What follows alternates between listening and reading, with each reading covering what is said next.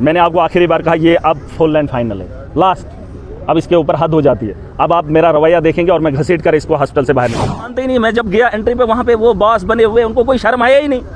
अरे शर्म आनी चाहिए आप लोगों को। आप एक डॉक्टर हो, डॉक्टर का पहनावा नहीं है, डॉक्टर की पहचान नहीं। बेहतरी के लिए कुछ होना होता, खुदा की कसम, न दिन सोता न रात सोता, एक करके लोगों की खिदमत करता। लेकिन जिसके हाथ में खिदमत करने का सलीका है, तरीका है, इक़्तिदार है, वो काम ही नहीं। बार बता रहा हूँ, आखिरी बार, और लोगों को बताना चाहूँगा, जो आदमी इस किस्म की हरकत करता है, चाहे वो डॉक्टर है, चाहे कुछ भी है, मैंने कहा है मैं इज्जत उतनी ही करता हूँ जितना वो हक रखता है। अगर किसी ने गलती से भी फिर ये काम किया ना, तो मैं उसकी इज्जत उतारने में कोई भी कमी नहीं आते हैं। किसके लिए पैसा कमा रहे हैं? अरे इंसान के लोथड़े आप लोग बेचते हो, लोथड़ा, खून का लोथड़ा बेचते हैं। साफ होना चाहिए। यहाँ पर लोग अपने घरों को छोड़कर आते हैं, अपनी अच्छी खूबसूरत सी जगह को, जहाँ रात गुजारने के लिए एक लाखों रुपया एक ज़िंदगी लगाता है इंसान, लेकिन जब वहाँ पर उसका इलाज नहीं होता तो वो उस हॉस्पिटल का रुख करता है। जहाँ का माहौल आपने देखा होगा, वो चाहता है कि मैं कहीं पर भी बैठ जाऊँ लेकिन मेरा कोई इलाज करे।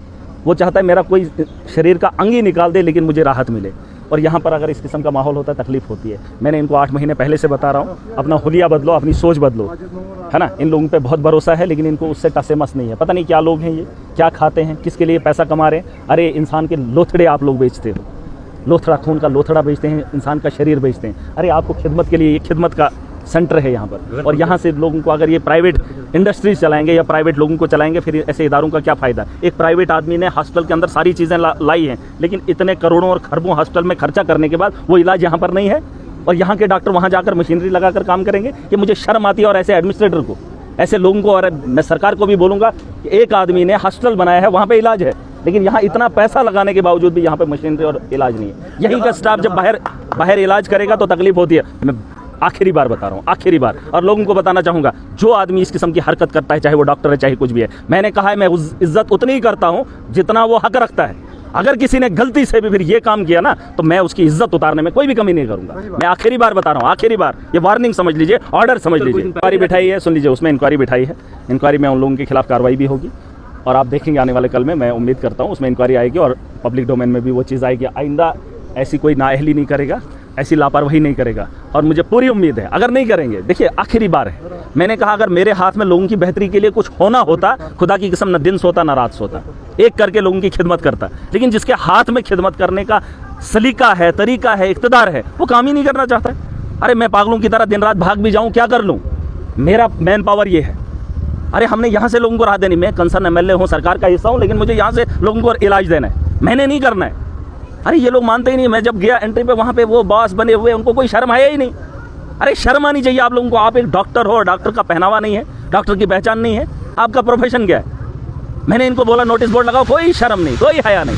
एम्बुलेंस लेके जो है वो ड्राइवर चले जाता है, अपने घर बैठता है, फिर जब पेशेंट यहाँ से लेना होता है उसको फ़ोन करो जी एम्बुलेंस का ड्राइवर ला रहेगा एम्बुलेंस। ये कोई तरीका है? नर्सिंग होम में जाते हैं, यहाँ से लेडीज को ले जाते हैं, वहाँ 30,000 रुपया लेते हैं, 50। ये जो नर्सिंग होम का धंधा है, सुन लो, ये जो लोग भी हैं, सुन रहे हैं मेरी बात, प्राइवेट में कोई भी डिलीवरी के लिए नहीं जाएगा, चाहे वो नर्सिंग होम डोडा का हो या कोई भी हो। प्राइवेट इदारे में जब आपको कमी आएगी, यहाँ से अंदर से वीडियो बनाओ, लाइव हो जाओ। अगर आपके यहाँ इलाज नहीं करते हैं, यहाँ से रेफर करेंगे आपको जम्मू के लिए, लेकिन यहाँ कसाई खाने में कोई नहीं जाएगा। गरीब के साथ खिलवाड़ मत करो अगर आपके हाथ में नहीं है, और ये ऐसा भी मत करना। और मैं जानना, मुझे पता है अगर आपने जम्मू रेफर किया उसकी वजह सॉलिड होनी चाहिए। ये मत करना कि अपना काम खत्म, चलो जी इसको रेफर। और मैं जम्मू के अंदर भी जीएमसी में भी पता करूंगा, उनको भी एक चिट्ठी लिख रहा हूँ कि यहाँ से जो भी रेफर पेशेंट होगा, अगर उसका इलाज यहाँ हो सकता था, मुझे उसका रीज़न चाहिए उनका रेफर करने का, ठीक है। और बहुत उसके लिए मैंने बड़े पैमाने पर काम किया है, कुछ राहत हम दे रहे हैं। आने वाले दिनों में जहाँ स्टाफ की कमी है, जहाँ मशीनरीज़ की कमी है जो रन नहीं कर रही है, मैं परसों भी सीएम साहब से मिला था, कुछ चीज़ें हैं जिस पे हम वर्कआउट कर रहे हैं, और मुझे पूरी उम्मीद है कि आने वाले कल में जब भी मौका मिलेगा, अगर सीएम साहब ने वो स्टेप उठाए, हमने तो एक पूरा प्लान दिया है उनको, अगर उस पर उन्होंने काम किया तो यकीनन जो है यहाँ हेल्थ के निज़ाम में एक बहुत बड़ा बदलाव आपको देखने को मिलेगा, और यकीनन आपको ये हंगामा, रोज़ रोज़ का हंगामा नहीं देखने मिलेंगे। मैंने आपको आखिरी बार कहा ये अब फुल एंड फाइनल है, लास्ट।